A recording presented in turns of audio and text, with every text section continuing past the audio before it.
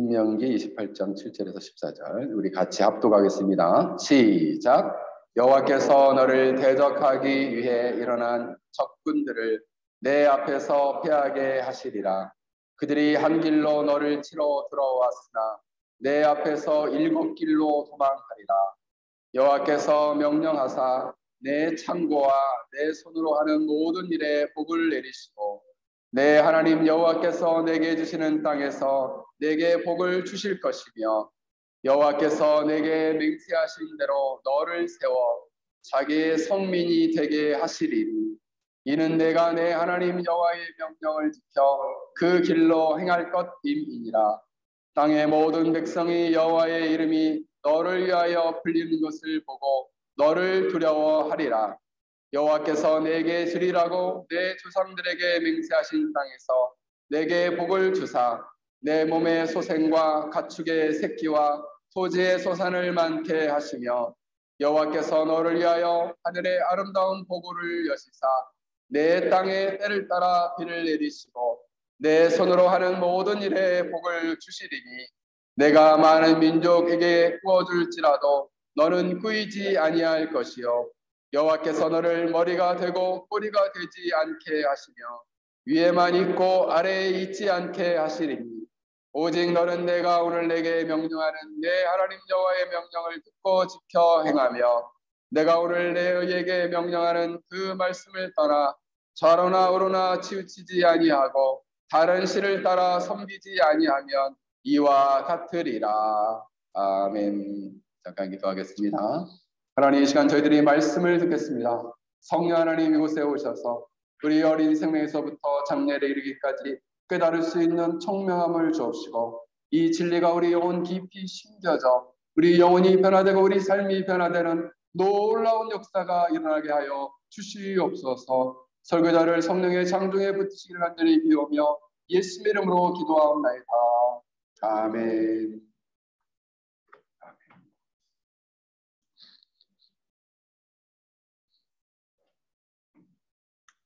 오늘 말씀의 제목은 순종 시리즈 18번째 순종하는 공동체에 주시는 하나님의 복이라는 주제를 가지고 말씀을 전하고자 합니다.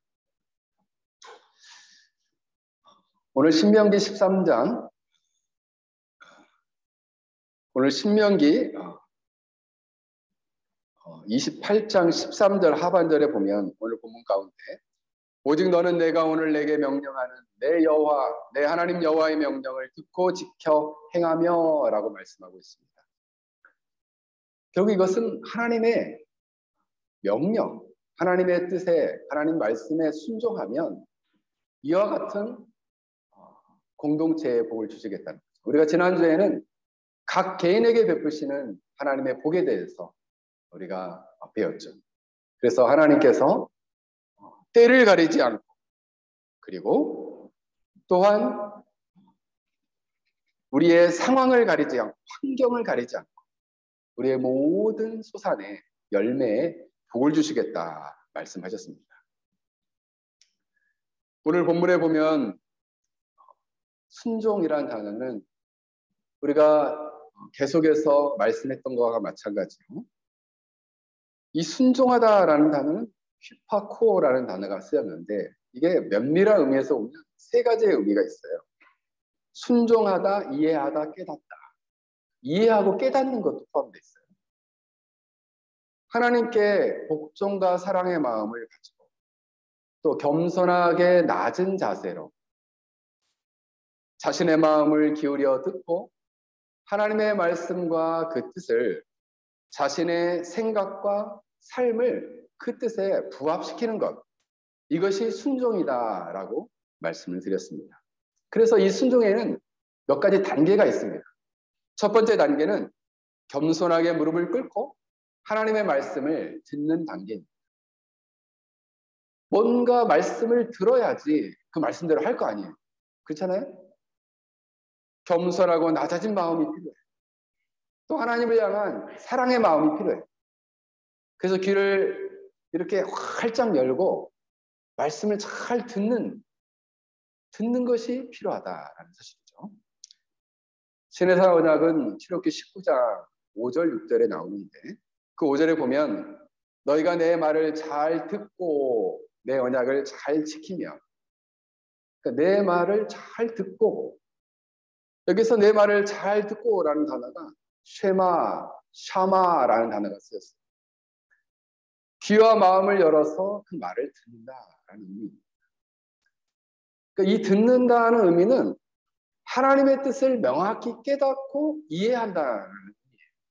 그런 점에서 오늘 이렇게 예배를 참석하고 예배를 드리는 가운데 이 말씀을 잘 듣고 이해하는 것이 필요해요. 잘 듣고 이해하지 않고 예배 시간에 집중하지 않으면 순종할 수 없겠죠. 왜냐하면 하나님이 원하시는 뜻이 무엇인지를 정확하게 알 수 없기 때문입니다. 그래서 설교 시간에는 졸지 말고 딴 생각하지 말고 겸손한 마음으로 가지고, 눈은 목사님을 쳐다보는데 마음은 딴 데가 있어요. 영혼 가출 상태. 이런 상태가 되면 안 된다. 그러니까 멍하니 그냥 목사님만 바라보는 거죠. 생각은 딴 데가 있어요. 듣는 단계가 안 되는 거예요. 순종할 수가 없죠. 두 번째는 말씀을 믿는 단계입니다. 아, 이것이 하나님의 뜻이구나. 그러면 이 뜻대로 이루어지겠구나 라고 믿는 것이죠. 그 말씀을 듣고 마음으로 받아들여 아멘. 아멘. 아멘이라는 단어는 원래 아만이라는 동사에서 왔습니다. 이 아만이라는 동사는 신실하다, 확실하다, 믿을만하다, 확고하다, 확신하다 이런 말. 그래서 이 아멘이라는 단어는 우리가 예배 기도가 끝나면 아멘 하는 이유가 참으로 진실로 확실히 그러하다 이런 뜻입니다. 참으로 진실로 확실히 그러하다. 그러한 것을 내가 믿습니다라는. 베드로가 고기를 잡다가 주님이 찾아오셨죠. 하루 종일 고기를 못 잡았어. 그때 주님이 말씀하십니다. 깊은 데로 가서 그물을 내려라. 내가 밤이 맞도록 수고했지만 얻은 것이 없지만 주님의 말씀을 의지해서 내가 그물을 내리겠습니다. 이 말은 무엇입니까? 베드로가 주님이 말씀하신 대로 그 깊은 곳에 던지면 고기가 많을 것을 내가 믿습니다. 왜요? 전 주님이 믿을 만한 분이라고 생각하거든요.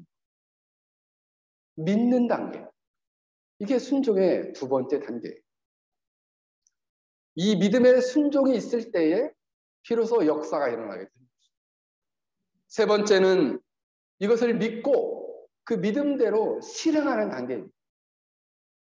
믿기는 하는데 실제로 행동하지 않는 경우도 있죠. 어떻게? 게을러서. 어떻게? 하기 싫어서. 이상하게 우리의 죄된 본성 안에는 청개구리 본성이 있죠. 하라면은 하기 싫고 하지 말라면 하고 싶고. 우리 자녀들 중에 그런 친구들 있죠.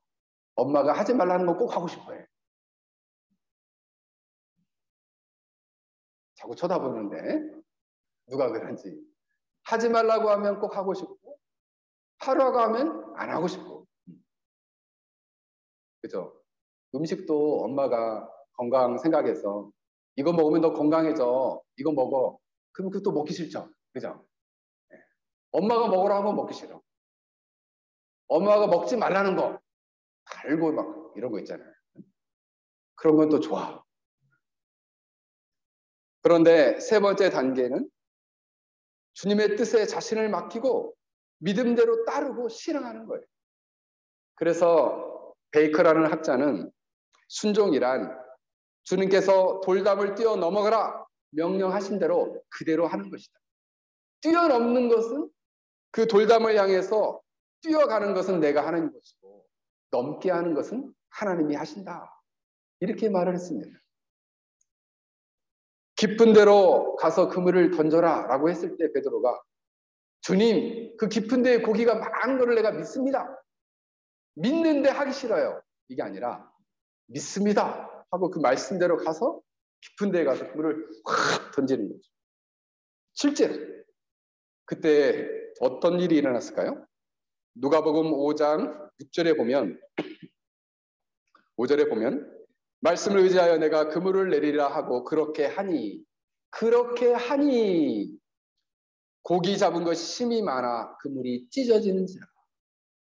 너무 많이 잡혀서 그물이 찢어졌다는 거예요. 여러분, 이것이 바로 하나님의 역사입니다. 순종 안에 일어나는 하나님의 복이죠. 순종하는 자에게 이처럼 하나님이 놀라운 복을 예비하고 계시다라는 사실입니다. 사랑하는 성도 여러분, 우리는 특별히 오늘은 순종하는 공동체, 순종하는 민족, 순종하는 가정을 향한 하나님의 복이 무엇인지 오늘 성경은 너무 명확하게 말씀하고 있다라는 사실입니다. 순종하는 민족, 순종하는 공동체, 순종하는 가정은 하나님이 어떠한 축복을 주실까요? 오늘 본문을 보면 첫 번째로 이렇게 순종하는 백성들에게 하나님의 말씀을 순종하면 하나님께서 전쟁에서 승리하게 하시겠다 말씀하고 있습니다. 이스라엘 역사 안에서는 수많은 전쟁이 일어납니다. 그 수많은 전쟁에서 승리하게 하시겠다.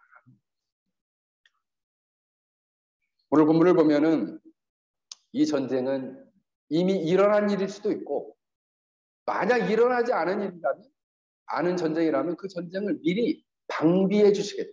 막아 주시겠다라고 말씀하고 있는 것입니다. 그런데 이스라엘 백성들, 특히 하나님 백성들에게 있어서의 전쟁은 단순히 정치적이고 사회적인 원인에 의해서 일어나지 않았어요. 성경을 보면 하나님의 나라의 백성들, 하나님의 공동체는 이 전쟁은 궁극적으로는 하나님의 나라와 세상의 나라와의 갈등 속에서 전쟁이 일어나게 됩니다. 예수님이 사실 이 땅에 오신 것도 치열한 영적 전쟁을 수행하기에 이 땅에 오셨죠. 그래서 예수님께서 이 땅에 오셔서 하신 일 중에 대표적인 것이 사단의 권세, 귀신을 내어 쫓는 일이었어요. 악한 영들과 악한 세력을 물리치시면서 사단의 나라를 파괴하고 물리쳐 가시는 거죠. 그러면서 하나님의 나라의 궁극적 승리를 이루시는 것이 예수님께서 이 땅에서 오셔서 하신 일이었다라는 사실입니다. 그러므로 이방 나라에 대한 이스라엘의 승리, 세상 나라에 대한 하나님 나라 백성들의 승리는 어디에 달려 있느냐? 하나님의 절대적인 주권, 하나님의 절대적인 힘에 달려 있다는 거죠. 하나님의 절대적인 주권적인 의지 아래 그 승리가 달려 있다라는 사실이에요. 사실 오늘 본문을 보면은 한 길이 나오고 7길이 나와요.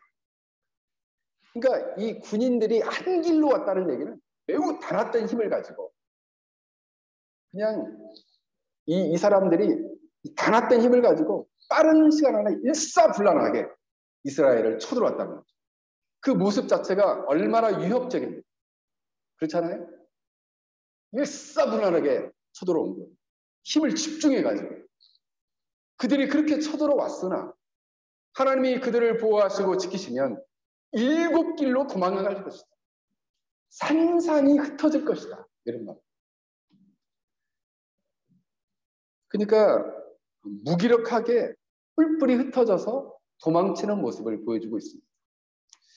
결국 이것은 무엇이냐 하면 하나님의 나라를 대적하고 하나님의 공동체를 대적하는 세력들은 완전한 파멸과 철저한 실패를 경험하게 될 것을 말씀하고 있는 것입니다. 만약 하나님의 백성들을 끊임없이 괴롭히는 사람들이 있다. 어떻게 될까요?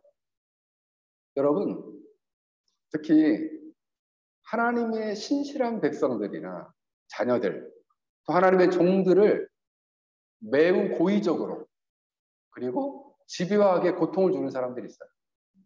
그런 사람들은 명백한 하나님의 심판이 그를 기다리고 있어요. 실제로 명백하게. 왜냐하면 하나님이 그들을 대신하여 싸워주시기 때문입니다. 그럼 가만히 있어도 하나님이 해결해 주시나요? 그렇습니다. 여러분이 하나님께 믿고 간구하기만 하면 여러분이 직접 심판할 필요 없어요. 하나님이 알아서 해주실 거예요. 7길로 도망치게 하실 거예요. 여러분들 지금 현재적으로 여러분을 괴롭히는 자들이 있을지 모릅니다. 만약 그런 자들이 있다면 기도하십시오. 그런 자들을 물리쳐 주시도록 자연스럽게 하나님이 해결해 주실 거예요. 우리 남편을 회사에서 계속 괴롭히는 사람이 있는데 어떻게 하면 좋을까요, 목사님? 기도하세요. 새벽에 깨어서 기도하세요. 산산이 물리쳐 주시도록. 네. 회사에서 저를 계속 괴롭히는 사람이 있는데 어떻게 하면 좋을까요? 기도하십시오.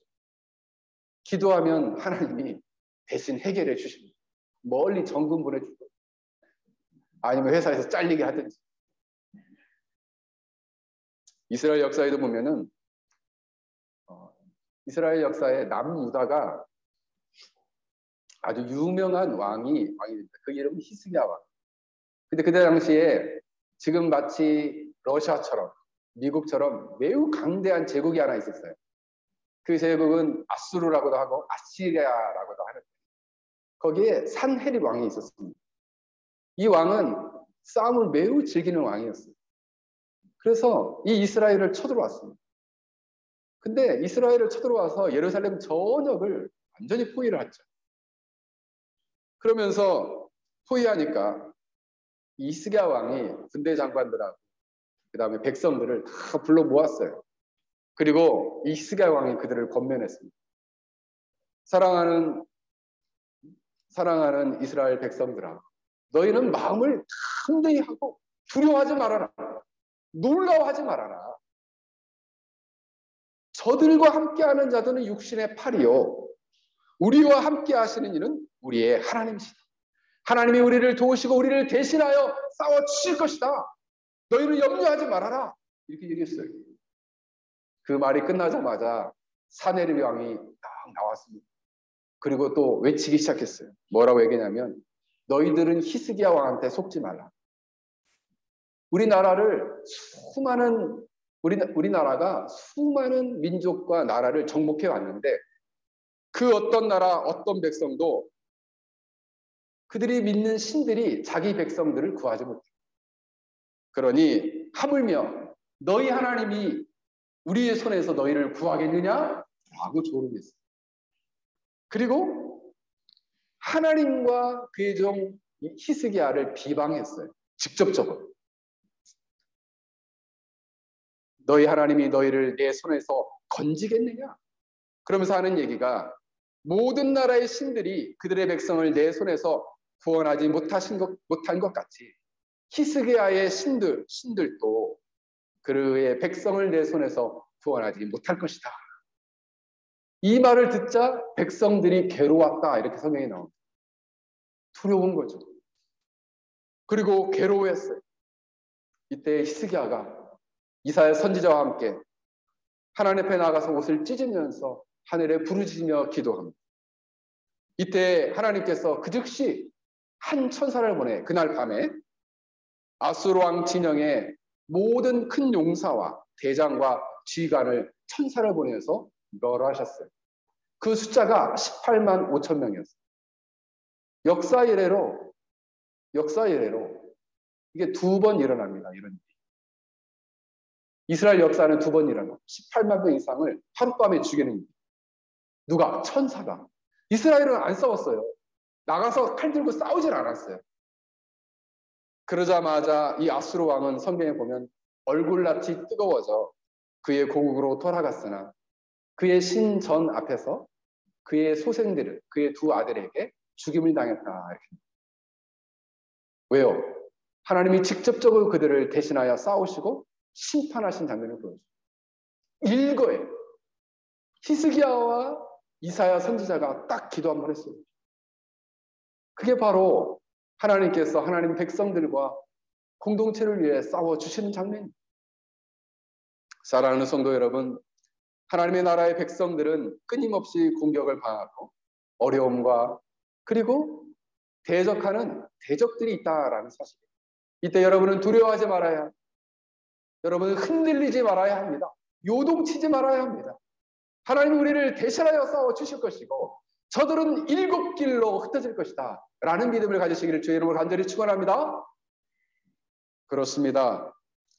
하나님의 백성들, 이스라엘 백성들처럼 민족적인 대적뿐만 아니라 하나님의 공동체 또한 하나님의 백성들의 가정에도 이와 같이 고통과 어려움을 주는 사람들이 나타날 때 여러분은 두려워하지 마십시오.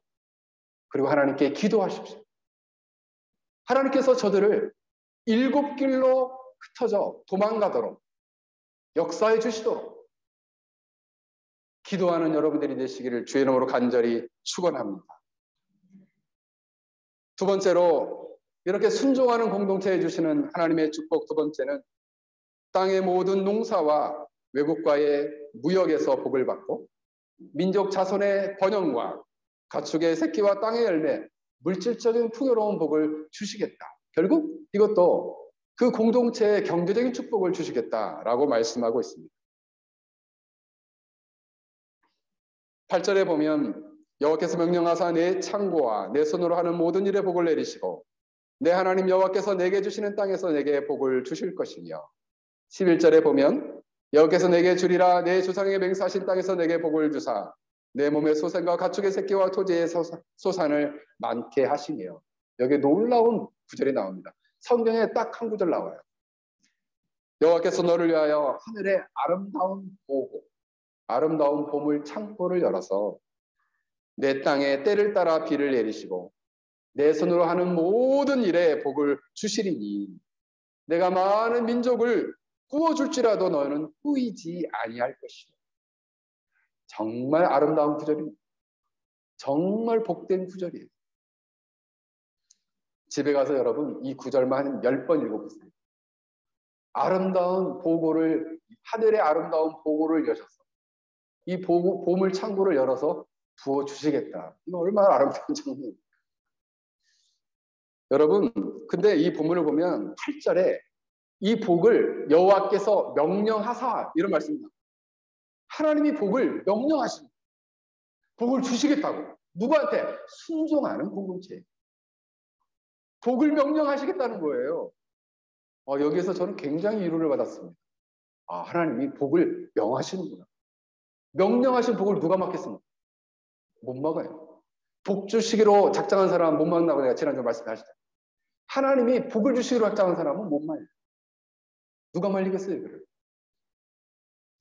이삭을 보면은 지난주에 제가 말씀드렸듯이 100배의 소산의 소출을 받았지만 놀랍게도 이스라엘의 가장 중요한 것은 바로 뭐냐면 물이 필요했어요, 물. 근데 아무리 그 당시에 있는 여러 민족들이 땅을 파도 물이 안 나오는 거예요. 근데 이삭은요, 땅만 파면 물이 나와요. 이삭은. 그러니까 그 땅을 우물을 2개를 팠는데 2개 다 나왔어요. 이삭. 하나도 양보하고. 또 하나도 계속해서 달라고 막 협박합니다. 그 우물 또 양보해요. 3번째도 파니까 또 나와, 물이. 그래서 거기에 딱 정착합니다. 파면 물이 나와요. 파면. 왜요? 하나님이 복을 주시니까. 창고에 복을 내리시겠다라는 의미는 2가지 의미예요. 하나는 농사를 질 때 이 농사가 잘 되게 하겠다. 모든 병충해로부터 보호하셔가지고 아름다운 소산을 맺게 하겠다. 창고가 가득 차게 한다라는 의미는 이 창고를 약탈하려고 하는 그런 약탈자로부터 이 창고를 보호해 주시겠다는 2가지 의미예요. 농사의 모든 소산, 가축의 모든 소산, 몸의 소생의 모든 소산도 하나님께서 많은 결실을 맺게 하시겠다. 그런데 이제 여기 보면은 우리가 생각해야 할 것은 그런 목사님 아무것도 안 하고 그냥 가만히 있으면 복을 주시나요? 아니요. 땅에 가서 씨앗을 뿌려야죠. 씨앗을 뿌리고 땀을 흘리면 거기에 맞는 열매를 주시겠다. 제가 예전에 만난 어떤 자매가 이런 얘기를 합니다. 하나님은 기도하면 다 들어주시니까 저는 있잖아요. 공부 안 해요.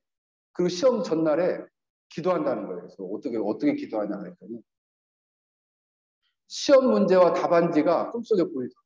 기도한다는 거예요. 저는 그 황당한 신사 처음 봤어요. 공부를 안 하고 전날에 이 시험지 문제와하고 답안지를 하나님 좀 보여주십시오라고 기도한다는 거예요. 그런 심보를 도둑놈 심보라고. 도둑놈 심보.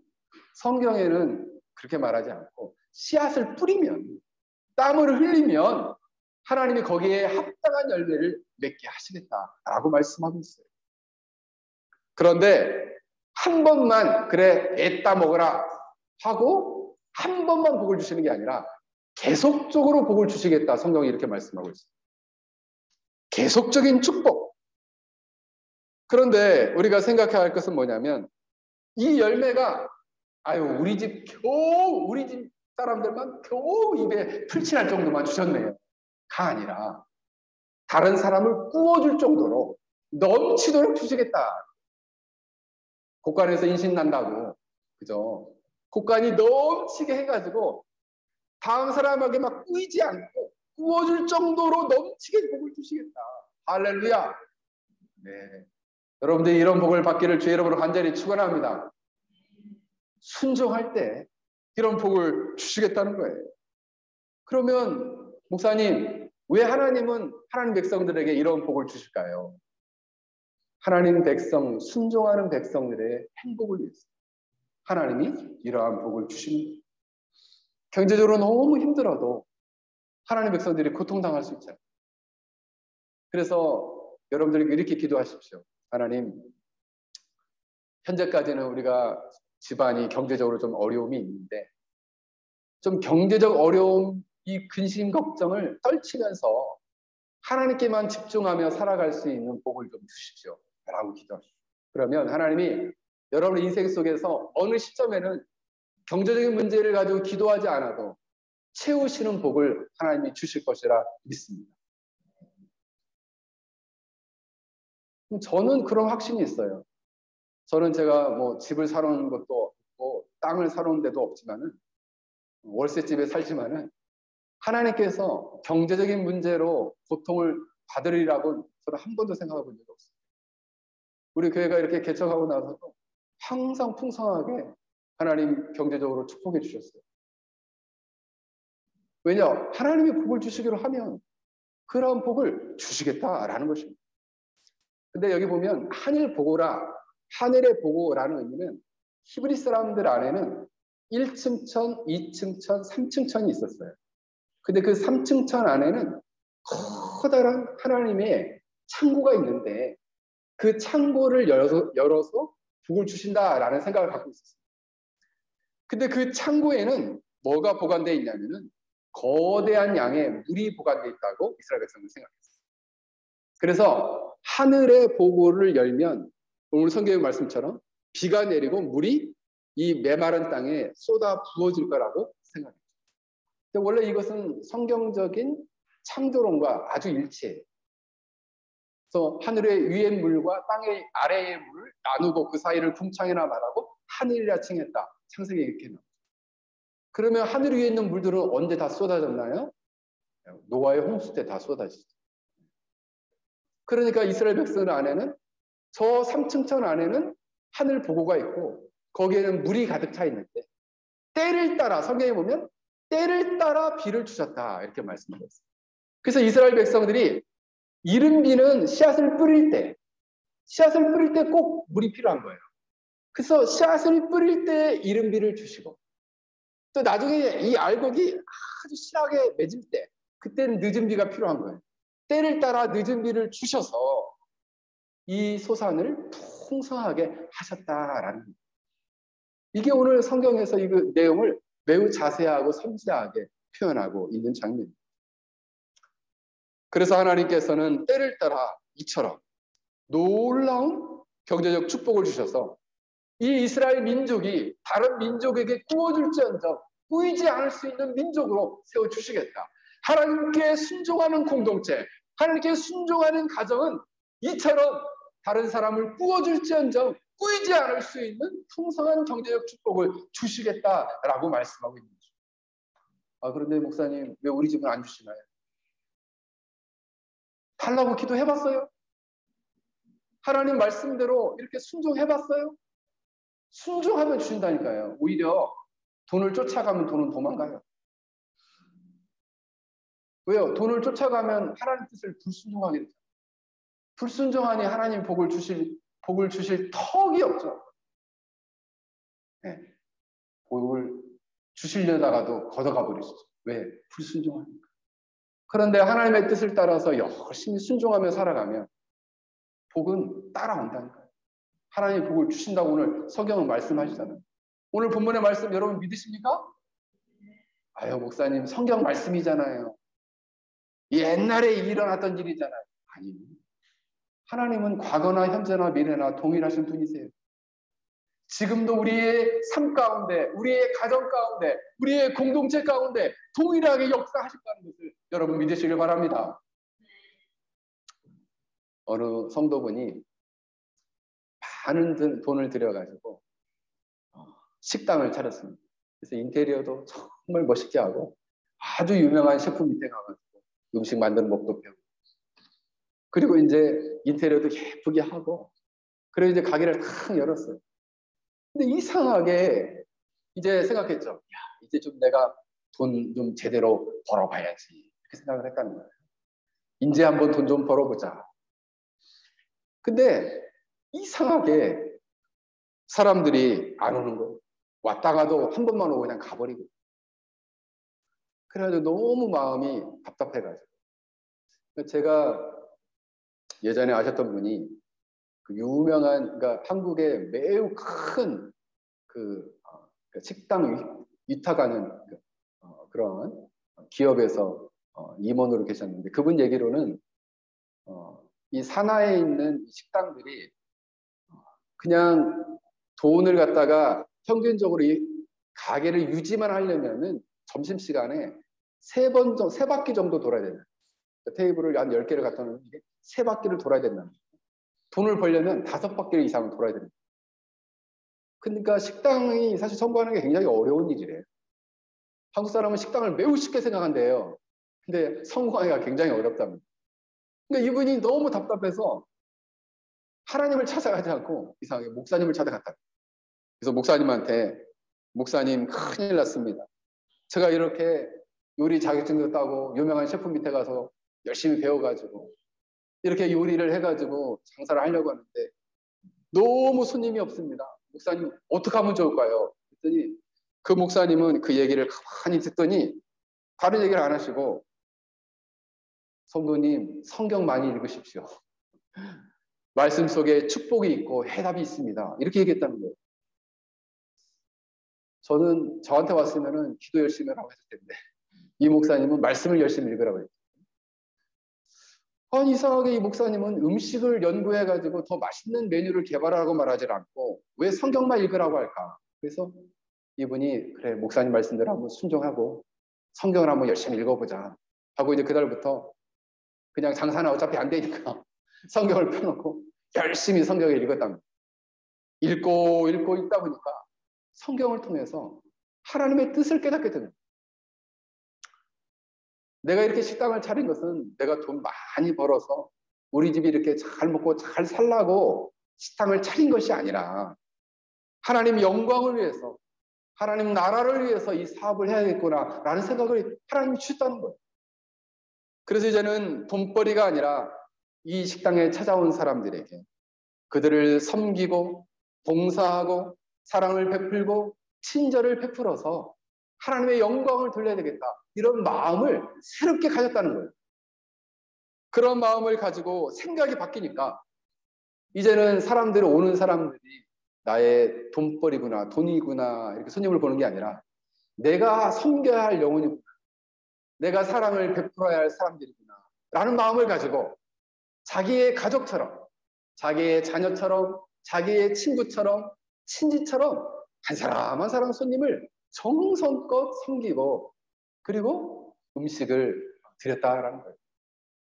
그러니까 그 식당이 소문이 났어요. 너무나 따뜻하고 음식이 매우 정갈하고 정성이 있다. 그러니까 이 소문을 낳고 해가지고 사람들이 막 밀려 터지는 거예요. 나중에 보니까 줄을 서지 않으면 먹을 수 없는 거예요. 여러분, 이 가정처럼 하나님 앞에 하나님의 말씀에 순종하자는 마음을 가지고 그 뜻을 헤아려 그 뜻대로 살고자 하면 하나님이 경제적인 축복도 이처럼 더불어 주신다라는 사실입니다. 사랑하는 성도 여러분, 여러분들은 하나님의 명령에 순종하는 하나님의 아름다운 가정들, 또 그러한 우리 열린 교회가 될 수 있기를 간절히 바랍니다. 이때 하나님께서는 하나님께 순종하는 공동체와 가정에 이처럼 하늘 복으로 여시고 하늘의 신령한 축복을 건립혀 주신다라는 사실입니다. 이와 같은 축복을 받으시기를 주의 이름으로 간절히 축원합니다. 마지막으로, 그렇다면 세 번째로 하나님께서 순종하는 공동체에 주시는 복은 무엇인가? 오늘 9절 10절에 보면 하나님이 거룩한 민족이 되어 땅의 모든 백성들이 그들을 두려워하는 복을 받게 될 것이다. 모든 타 민족 중에 머리가 되어 위에 있어서 주도적인 그러한 삶을 살게 하실 것이다 라는 거예요. 그러한 삶을 살게 하실 것이다 라고 말씀하고 있습니다. 오늘 본문을 보면 이렇게 말씀하고 있죠. 이 본문을 해석해 보면 이렇습니다. 여러분들이 여호와의 명령을 지키고 여호와께서 원하시는 대로 산다면, 9절이에요. 여호와께서 여러분들이 약속하신 대로 여러분을 하나님의 거룩한 백성으로 삼아 주실 것입니다. 첫 번째가 뭐냐면 말씀대로 순종하고 살면 하나님의 거룩한 백성으로 삼아 주시겠다라는 거예요. 아유, 이거 얼마나 큰 축복이에요. 하나님의 거룩한 백성으로 삼아 주시겠다. 이게 웬 축복입니까? 뿐만 아니라 여러분들이 하나님의 백성으로 불리기만 하면 땅의 모든 사람들이 여러분을 두려워하게 될 것입니다 라는 말씀입니다. 아니, 우리를 두려워한다니. 더 나아가 13절에는 여러분께 선포하시는 하나님의 명령을 부지런히 지키면 여러분은 꼬리가 아니라 머리가 되게 하실 것입니다. 꼬리가 아니라 머리가 되게 해주십시오. 예전에 우리 시골에서 우리 시골교 목사님이 이 기도 많이 하셨거든요. 꼬리가 되지 않고 머리가 되게 해주십시오. 용꼬리가 되지 않고 뱀의 머리가 되게 해달라. 그 뭐야? 사자성어로? 뭐지? 하라마?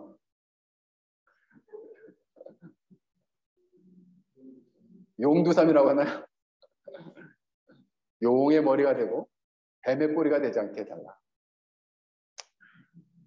그래서 여러분, 이 본문을 보면은 결국 뭐냐면 하나님이 제시하신 하나님의 말씀의 길을 따라 올바로 살아가면 하나님께서 그 사람을 높이 세워주시겠다는 거예요.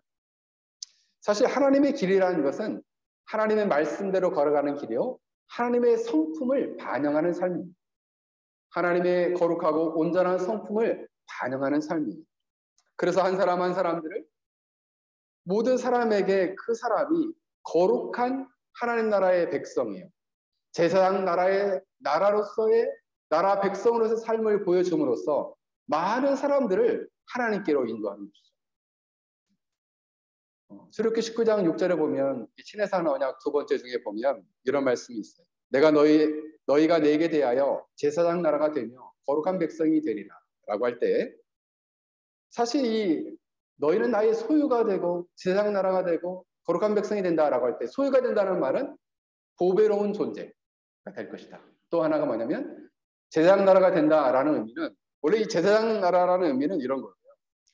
제사장은 하나님과 사람 사이가 불화한데 그 관계를 회복시켜서 사람으로 하여금 하나님께 가까이 나아가서 그 관계를 회복해서 하나님이 가지고 계신 사랑과 진리와 은혜와 그리고 보호와 복주심을 누리도록 하게 만드는 이치가 어디에 있냐면 제사장이에요.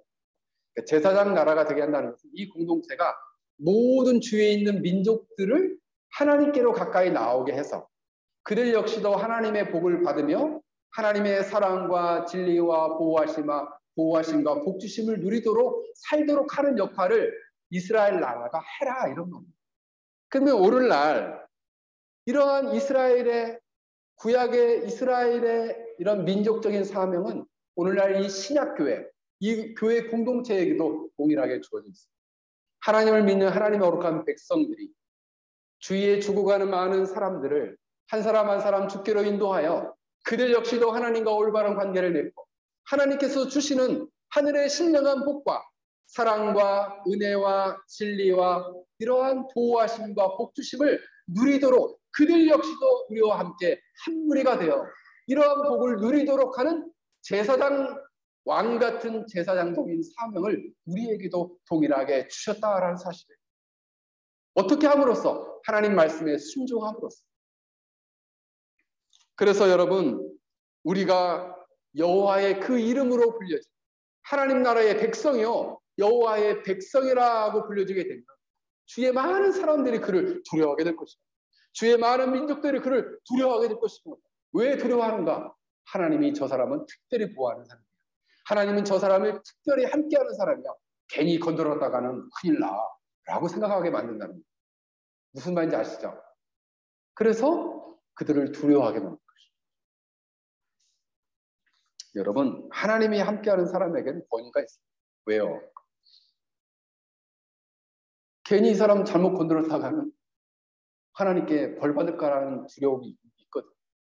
제가 군대를 갔는데 제주도, 그때 제가 이병 때 제주도에 사셨던 한 병장이 계셨는데 그분은 나만 보면 무서워하셨어요. 제가 이제 군대에 있을 때 별명이 양목사였어요. 그러면서 하는 얘기가, 나는 양목사 너를 보면 나는 무섭다. 뭐가 무서우시대요? 저 2등병인데 뭐가 무서워요? 병장인데 본인은. 뭐가 무섭냐니까 자기 내면을 다 꿰뚫어 보는 것 같다는 거예요. 꿰뚫어 본 적도 없는데 괜히 본인이 그렇게 느끼는 거예요. 왠지 이 사람은 좀 특별하게 느껴져요. 그게 뭐 왜 그럴까요? 하나님이 함께 하십니다. 하나님의 이름, 하나님의 백성으로 그가 불려지게 될 때 그들이 두려워하게 될 것이다. 그러면서 하는 얘기가, 너희는 머리가 되고 꼬리가 되지 않게 하실 것이다. 위에만 있고 아래에 있지 않게 하시리니.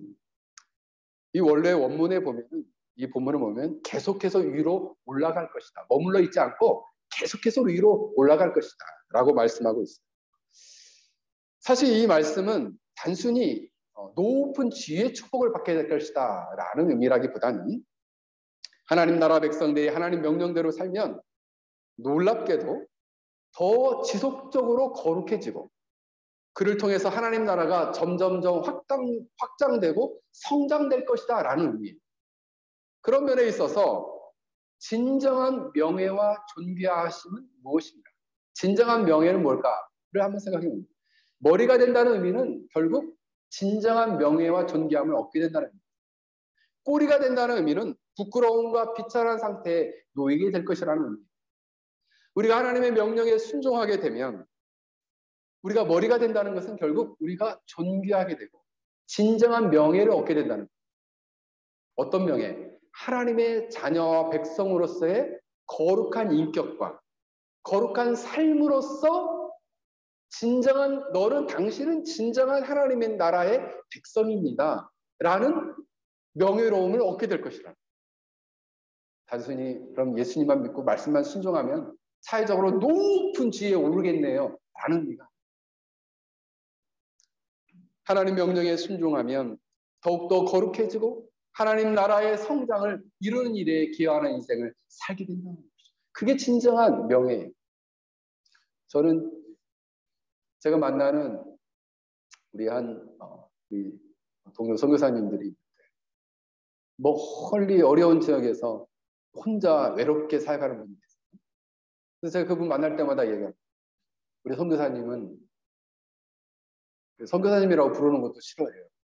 우리 선생님은 하나님 나라의 보석입니다. 누구도 알아주지 않지만 보석처럼 반짝반짝하게 빛납니다. 아유, 목사님 왜 이렇게 입 서비스가 좋으니? 아니, 진짜 제가 헛말을 하는 게 아니라 전 진짜 그렇게 생각한다니까. 저는 진짜 그렇게 생각합니다. 하나님 나라의 보석과 같은 인생을 살아요. 세상 사람들은 알 수 없죠. 그게 얼마나 명예로운 것인지. 천사가 흠모할 만한 삶이다. 저는 그렇게 생각합니다.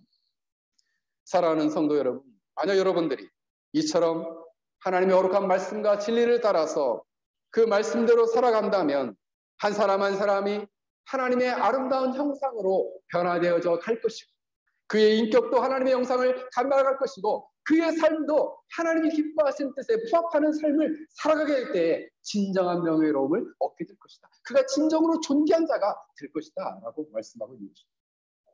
말씀을 맺겠습니다.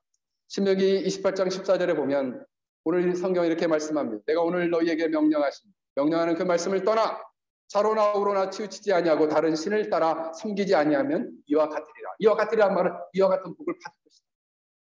좌로나 우로나 치우친다는 말은 하나님 말씀을 떠나 살면 이런 복에서 멀어질 것이다. 그 복을 좌로나 우로나 치우친다는 것은 결국 하나님 외에 다른 것을 섬기고 살면 이와 같은 복에서 멀어질 것이다. 사랑하는 성도 여러분, 여러분들은 하나님 말씀을 떠나 살지 말고 그 말씀을 바로 깨닫고 마음으로 받아들여 믿고 그 말씀대로 행함으로 말미암아 영적 전쟁에서 승리하고 하늘의 보구를 열고 진정한 명예와 존귀함을 얻는 복된 인생이 되기를 주의 이름으로 간절히 축원합니다. 우리 오늘 말씀을 생각하며 우리 함께 같이 기도하겠습니다. 이와 같은 복을 우리에게 주시도록, 그러한 은혜를 주시도록